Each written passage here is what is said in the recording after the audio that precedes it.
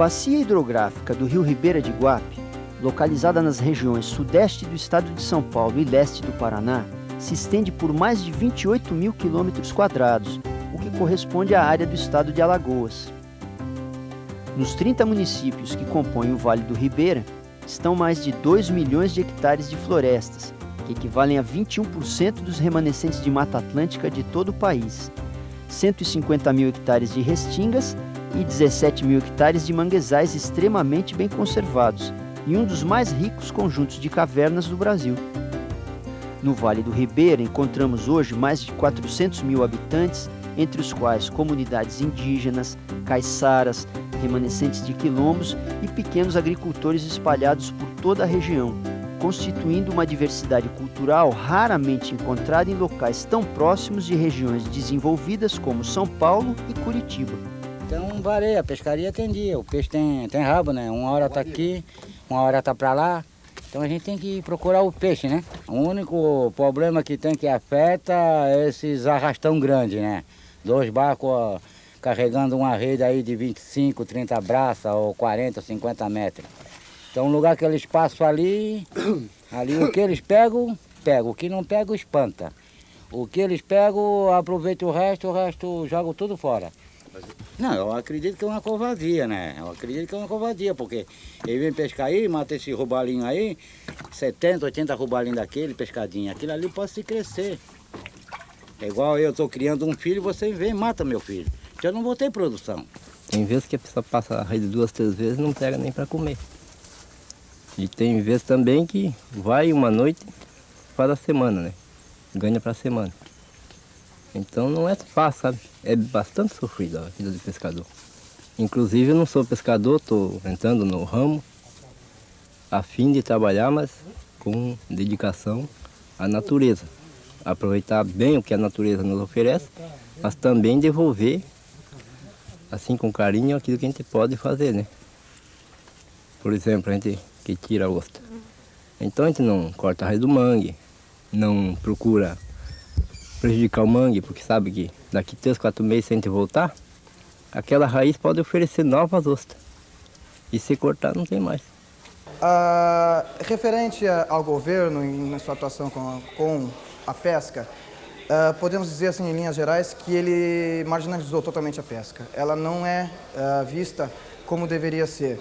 Então temos uma marginalização geral que atinge todo o Brasil e principalmente os pequenos pescadores. Eles não têm subsídios como alguns países têm, e isso faz com que encareça muito o produto, que nós vimos hoje, o pescado, ele só não é mais consumido pelo seu alto valor, não sendo compatível à condição econômica da população brasileira. Eu, como sou pescador profissional, tenho que ter a licença do IBAMA, a embarcação tem que estar atualizada, né? A rede aqui tem que passar na malha. Se não passar na malha, se a florestal encostar aqui, a minha licença estiver vencida no caso, e a da embarcação estiver aqui, eles prendem aparelho. Aparelho que eu estou falando é rede, essas portas aqui, e prende a pescaria. Aí tem os peixeiros ali na CIAGESP, né? Aqui. A gente entrega para eles e eles passam para outra. Ou eles mandam para o SEASA, eles têm o comprador deles fixo, né? Então a gente, para ter compromisso com eles, tem que entregar para eles fornecer gelo, óleo, dar assistência para você poder trabalhar, né? Às vezes quebra um motor, quebra um guincho, então você não tem o dinheiro na hora para poder manter a manutenção, então eles te dão assistência para você vai pagando com o camarão. É onde que eles te exploram um pouquinho, né? Dizer que estão devendo para os peixeiros, o camarão abaixa o preço. Aí você tem que trabalhar 2, 3 semanas para pagar aquele material que eles forneceram para você. Eu saí da pesca porque, como eu te falei, né? A gente mata muito camarão, muito peixe e ganha muito pouco. E na hora de vender lá, eles dão aquele requisição para farmácia, requisição para mercado. Então quando o cara vai receber o fim de mês, não recebe nada, só um pacote de papel e ficou por isso mesmo. E por isso eu dei um tempo, né? Saí da pesca, dei um tempo aí. Não que eu não gosto da pesca, qual é o pescador que não gosta da pesca? Estou pilotando lancha na marina e eu acho que está sendo muito melhor do que quando eu trabalhei na pesca, porque eu ganho pouco, mas o dinheiro aparece. A pesca começou a ser considerada uma atividade econômica importante na região a partir de 1910, com a decadência da atividade agrícola ocorrida no fim do século passado. A região do complexo estuarino lagunar de Iguape, Cananéia e Ilha Comprida é um dos mais importantes ecossistemas costeiros do Brasil. Neste complexo de manguezais, restingas, praias e rios, ocorre uma intensa atividade pesqueira com predominância para a pesca artesanal, que a partir da década de 60 passou a sofrer grande pressão vinda da pesca industrial. Com embarcações, redes e apetrechos mais sofisticados, as empresas de pesca apanham o produto em locais distantes da costa em grande quantidade e de forma predatória, gerando intensos conflitos. A gente trabalha com 2 redes, né? 4 portas, 2 redes, 2 aparelhos. Então nós larguemos um aparelho para água, 2 aparelhos, e nós arrastamos 4 horas e levantemos, para ver o que é que tem, ver o que é que vem. Às vezes vem a pescaria boa, às vezes não vem nada. Com relação à pesca, nós temos procurado buscar alternativas, já que os estoques existem, nunca se capturou tanto, nunca a pesca esteve tão em alta como aqui na região, buscar mecanismo no sentido da defesa dos produtores no que diz respeito a preço. Infelizmente, esses recursos estão sendo entregues a preço de banana e o proveito para a população, o proveito para os pescadores é pouquíssimo, quase nenhum. O nosso projeto prevê a parte de retirada do mangue, de manejo do manguezal, como complemento da atividade de coleta. Prevê a parte de regulamentação sanitária, que é fundamental, né? A gente está com um projeto já há 2 anos de monitoramento sanitário aqui da região, com coleta de água e ostra semanalmente, analisadas pelo Instituto Adolfo Lutz e pelo Laboratório Regional de Registro, que é a forma de regularizar sanitariamente essa produção e poder vender num preço mais que dê um retorno melhor para a comunidade. A abertura do Valo Grande, concluída no final do século passado, trouxe graves consequências ambientais e econômicas para a região. Construído originalmente com apenas 4 metros de largura, para facilitar o acesso das embarcações do Rio Ribeira ao porto de Iguape, o Valo Grande tornou-se o caminho preferencial do rio, passando em pouco tempo a medir 300 metros de largura. A violenta erosão das margens do valo provocou danos à cidade, a inviabilização do porto devido ao assoreamento do canal e a alteração das condições ambientais, com diminuição da produtividade pesqueira. Apesar de todos esses problemas, encontra-se parada a obra de instalação de comportas para o fechamento do Valo Grande. É uma obra que é extremamente polêmica na região de Iguape. Por um lado, os agricultores, que eles querem a abertura total das comportas, e por outro lado, a colônia de pescadores, e tem a própria questão ambiental na região lagunar do Mar Pequeno. Então é uma obra que, após discussões havidas na região, foi deliberado pela sua conclusão. Agora, uma das maiores depredações que nós temos, que isso arrasou nós, foi a abertura do Valo Grande. Isto é a desgraça deste canal nosso, de onde nós sobrevivíamos de pescaria. O ano inteiro nós tínhamos turista, o mês todo tinha gente para pescar. Hoje, em qualquer lugar que ele pescava aqui, nesse trecho da laguna nossa, tinha peixe. Hoje ele está indo de Capara pescar para baixo de Pedrinhas, para poder alcançar alguma salinidade, onde tem variedades de peixe, né? Então isso desativou muito a sobrevivência do povo que vive na região. Muita mistura de água doce e os peixes normalmente vão embora, né? E com as enchentes vem defensivo agrícola, na água vem um monte de coisa.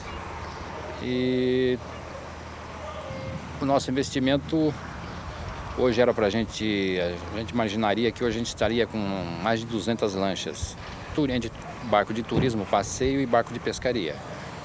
Só que com a abertura do valo a coisa se complicou. Mais de 90 clientes foram embora para outros municípios, porque com a abertura do Valo Grande complicou muito a vida iguapense.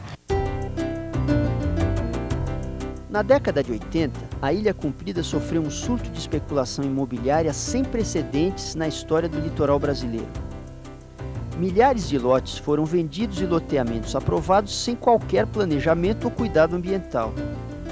A ocupação predatória só foi impedida com o embargo da construção da ponte que permitiria o acesso a partir de Iguape e com a transformação da ilha em área de proteção ambiental, em 1986. Sem a ponte, nós não estamos tendo como atender a demanda. Isso é um reflexo da comunidade de Pedrinhas. Não tem como atender a demanda com balsa da população que chega aqui. Agora, explicações diretas com a comunidade, eles estão super preocupados com o término da ponte. Agora, não é eles e nem eu que vamos proibir o progresso de Ilha Comprida. Porque hoje o nosso povo, principalmente de Pedrinha, exige muito que você tenha o acesso. Na última reunião que nós fizemos com o povo, querendo saber as prioridades, o acesso ganhou em primeiro lugar. E através de balsa você nunca jamais vai conseguir fazer o acesso que você possa andar toda hora, todo dia. Então a ponte é o mal necessário. Eu frequento aqui mais ou menos 38, 40 anos. E isso aqui sempre foi um paraíso. Naquela época é evidente que não tinha todas essas casas. Nós vimos aqui não chegava carro ainda no local, né? Não tinha praia, não tinha essa estrada. Nós vimos por Subaúna, a gente deixava o carro lá, pegávamos o barco e andávamos 50 minutos para chegar até aqui. O turismo aqui é uma maravilha, mas tem que preservar, né? Se começa a jogar rede, a depredação é natural. Antigamente o peixe não precisava ir longe. Você atravessava aqui e já pescava em qualquer lugar aqui, agora já está diferente. O ecoturismo, pelas características da proposta, poderia ajudar muito no sentido até da viabilização dessas unidades de conservação. Fora isso, né, é um projeto que teria todas as condições de aproveitar a região tal qual ela é, né, sem aquela tara, né, de alguns setores da sociedade que querem aqui, nessa região, reproduzir o desenvolvimento do litoral brasileiro. A gente acha que é uma alternativa econômica para as pessoas fixarem aqui na ilha e não depredarem, né? O turismo ecológico a gente vê como uma alternativa viável, né, para a existência do parque e da população aqui. E isso não é bem o que acontece assim com todas as pessoas. Tem gente que não defende isso, defende que o parque deveria ficar vazio, sem as pessoas. Nós já defendemos que as pessoas devam ficar aqui e vivendo do turismo mais consciente, né, com todo o amparo legal e institucional da Secretaria do Meio Ambiente. O turismo, na verdade, desde que seja organizado, né, não vai acontecer alguma coisa com a natureza, né? Só que eu acho que a quantidade de pessoas que trabalham com a pesca profissional aqui dentro do estuário, deveria haver alguma legislação, alguma mudança para que voltassem mais ao turismo, né? Nós aqui no Vale do Ribeira somos privilegiados com as riquezas naturais que temos, quer seja montanha, mata, rio, o mar, tudo num lugar só. E não adianta a gente falar em ecoturismo sem isso daqui tá preservado. Então, o ecoturismo tem que ser um mecanismo, uma outra forma, eu acho que rentável para se utilizar na região, para que a comunidade daqui possa ter uma renda e, em contrapartida, preservando o local onde mora. E por isso que está incutido hoje na cabeça da própria educação de se colocar, né, no currículo escolar, por exemplo, ecologia, educação ambiental, que hoje esse pessoal vem aqui para trabalhar junto com a gente. O alto grau de preservação ambiental do Vale do Ribeira levou à criação de 24 unidades de conservação, entre parques, estações ecológicas e outras categorias, que colocam sob proteção aproximadamente 51% da região. A utilização das terras que se encontram fora dessas reservas também está condicionada a rígidas normas ambientais por legislações federais e estaduais. Esta situação, ao mesmo tempo em que limita a agricultura intensiva, como a da banana, principal atividade agrícola da região, tem gerado conflitos permanentes com comunidades tradicionais que habitam parques ou praticam agricultura de subsistência, realizada geralmente com baixo impacto ambiental. O tribo de Guarani tem muito grande direito de viver aqui nessa Ilha do Cardoso. Por isso que o Guarani veio aqui para viver e para plantar, só para viver desse de planta, né? E agora a planta, o Guarani vai plantar aqui, mas só para comer a criança, para não passar fome, né? E se a criança se a criança vai aqui na ilha e vai pedir todo dia pedindo para um pedacinho de pão, né? ou talvez um pouquinho de farinha. E aí o pessoal também vai levar mar também. E só pedindo também não dá. Eu tenho vergonha, né? Então é melhor plantar, né? Milho, batata, aipim, abóbora. É por isso que eu estou vivendo aqui nessa Ilha do Cardoso, né? A comunidade do André Lopes é uma comunidade assim, bastante complexa e vem enfrentando uma problemática de sobrevivência bastante grande. Ela está dentro do Parque de Jacupiranga e há anos que vem sofrendo todas as restrições das leis ambientais. Bom, na área de parque, na verdade, não se poderia fazer nada, né? E o pessoal aqui tem o costume do plantio, de fazer o roçado, até mesmo por falta de equipamento para a lavoura, usa a queimada. Né? Vai fazer casa, tira a madeira ou o cipó para fazer as casas. Tudo isso é proibido, né? Dentro do parque não se poderia. Só que o parque chegou depois deles, né? Todo ano, todos nós aqui fazemos nossa rocinha. Mas só que a gente está tendo medo dos florestais, porque se a gente faz meia quarta de terra, como a gente diz aqui, os caras vêm aqui morto e vai ter que dar um jeito. Com o prazo de um mês tem que dar jeito de pagar ou dar um jeito lá, sabe? Então a gente tem medo dessas coisas a todo tempo. Nós plantamos arroz, feijão, milho, mas é para o nosso sustento daqui mesmo, porco, essas coisas a gente cria. Mas só que está dando dificuldade, né? Quando nós fazemos a roça, florestal vem, multas, não querem saber se aqui existe quilombo, se quem manda ou não manda, e diz que aqui é tudo do Estado, aqui ninguém tem terra, ninguém tem nada. Então eles chegam, eles multam mesmo e até hoje para nós aqui foi desse jeito. Hoje a gente também tem assim uma luta, um desejo para que venha a ser feito esse macrozoneamento ecológico e econômico do Vale do Ribeira, para que seja definido as áreas de plantio, as áreas de pastagem, a área de preservação, até para que facilite um pouco mais a vida do morador do Vale do Ribeira, em especial os remanescentes de quilombo, os pequenos produtores, porque as pessoas hoje sofrem uma pressão muito grande desses institutos ligados a áreas florestais, que é a questão do Instituto Polícia Florestal, IBAMA, essas coisas, hoje no Vale do Ribeira é muito difícil. A nossa maior luta lá tem sido em melhorar a agricultura,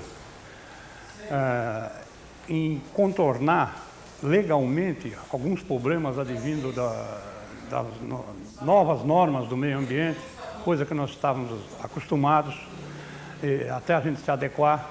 A proibição primeiro foi total, depois vai liberando aos poucos, mas nesse inteirinho o agricultor já está falido. A lei ela atrapalha nós, bem entendido, no nosso sistema de trabalho, não quer dizer que a lei está errada, sabe? A lei precisa o legislador, as pessoas que fazem a lei, entender também nós, porque nós não estamos contra a lei. Nós estamos a favor da lei, só que nós queremos que a lei saia de acordo, porque nós achamos que o nosso sistema de trabalho também é um meio de preservação. Porque um quilombo que tem mais de 300 anos, que é aqui o caos de Ipapurunduva, qualquer pessoa que vem aqui dar uma vistoria na área não vê nenhuma devastação aí, ó. Não tem. Então isso aí a gente precisava que esse sistema virasse lei. Porque é um sistema que não degrada a natureza, principalmente os quilombos, não sei se todos os quilombos é igual este aqui, mas é um quilombo que ainda vive com as coisas, com seus produtos naturais, sem usar adubo, nenhum tipo de veneno, nenhum tipo de agrotóxico. E para isso ele não pode usar aquela mesma área como a gente vê aí no Paraná, no Rio Grande do Sul, em Santa Catarina, em outro lugar do país, que eles pegam um hectare de terra e ali trabalham 5, 10, 15 anos através de adubo, agrotóxico. Nós não podemos fazer isso, porque nós precisamos da nossos alimentos ainda puros, sem nenhum tipo de agrotóxico. E para isso, nós precisamos de usar o sistema rodízio, que é esse que eu acabei de falar, que faz a roça aqui hoje, planta, tira a lavoura, e amanhã que eu quero dizer é o ano que vem, né? Torna a fazer uma outra roça num outro lugar, enquanto isso, este aqui já está levantando. Tudo aquela coisa que ficou ali, o resto da cultura, madeira, ele serve de adubo na terra. Daqui a 4, 5 anos a gente vai cultivar aquela mesma área, ela está adubada. Não precisa a gente estar comprando adubo e veneno que custa um rio de dinheiro e ao mesmo tempo está acabando com a nossa saúde e a saúde dos nossos filhos, né? A partir do final da década de 80, O aumento das restrições legais e da fiscalização levou a uma diminuição da exploração predatória dos recursos naturais do Vale do Ribeira, contribuindo para a sua conservação. Por outro lado, trouxe fortes reflexos sobre a sobrevivência da população. Atualmente existem na região várias iniciativas para a definição de parâmetros para a exploração sustentável de plantas medicinais e recursos florestais. O palmito Jussara é um palmito que demora mais ou menos na faixa de 7 a 8 anos para poder dar o corte, né? E se você planta, por exemplo, numa região meio afastada, onde tem a residência, você está plantando, mas tem risco de ser roubado também, né? Então tem que plantar mesmo numa área perto da residência, mas é lucrativo, ainda é lucrativo, né?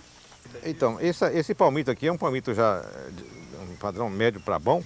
Esse aqui eu calculo que de polpa pode dar de 800 até 1 quilo de polpa, né? Depois de aproveitado isso aqui, né? Inclusive eu estou vendendo isso aqui nessa faixa de 4,5 kg, mas você vê no supermercado tem palmito de 300 gramas, tá até R$7, né? Então a gente vê que o intermediário ainda ganha muito mais ainda também, né? Ele é muito comerciável, até pelo seu valor nutritivo e seu sabor, e a incidência é muito grande do corte do palmito, quer seja em unidade de conservação, quer seja em propriedades particulares, né? E tem razão de que se não paga impostos, o contrato de pessoal, a mão de obra é fácil, tem razão da carência de emprego aqui no Vale do Ribeira. Então a incidência é muito grande do corte do palmito. Nós temos observado aí durante a fiscalização grandes quantidades de palmitos cortados, e isso acaba influenciando, primeiro, a extinção dessa própria palmeira, em segundo lugar, que ele tem uma influência muito grande ali no ecossistema. Nós temos assim aproximadamente umas 90 famílias que vivem aqui no nosso bairro, né? E elas vivem, né, da banana, vivem, né, de outros problemas aí que é difícil até a gente falar em público, né? Porque são coisas que entram em choque com aquilo que é do meio ambiente mesmo, né? As derrubadas, são os problemas de extração ilegal, né? Então isso torna difícil, mas é por isso que nós estamos lutando no sentido de conciliar tudo isso né, dentro da norma do meio ambiente. A gente está percebendo que os extratores têm um grande conhecimento em relação às plantas medicinais e ao seu manejo, né, de extração. E a partir desse conhecimento empírico que eles têm, a gente está tentando somar esses conhecimentos aos parâmetros científicos que a gente também está tentando abarcar, para somar esses dois conhecimentos e então tentar chegar a algo que a gente pode chamar do manejo sustentado das plantas medicinais aqui para o Vale do Ribeira. No Vale do Ribeira existem umas dezenas, talvez centenas ou milhares de plantas medicinais, muitas das quais nós conhecemos pelo nome vulgar e muito pouco conhecimento científico. Muitas vezes a gente reconhece a planta ouvindo de outras pessoas mais velhos, mais idosos, que são curandeiras ou pessoas que já usaram as plantas, e vai experimentando essas plantas que resolvem muitos problemas que se encontram na vida da gente.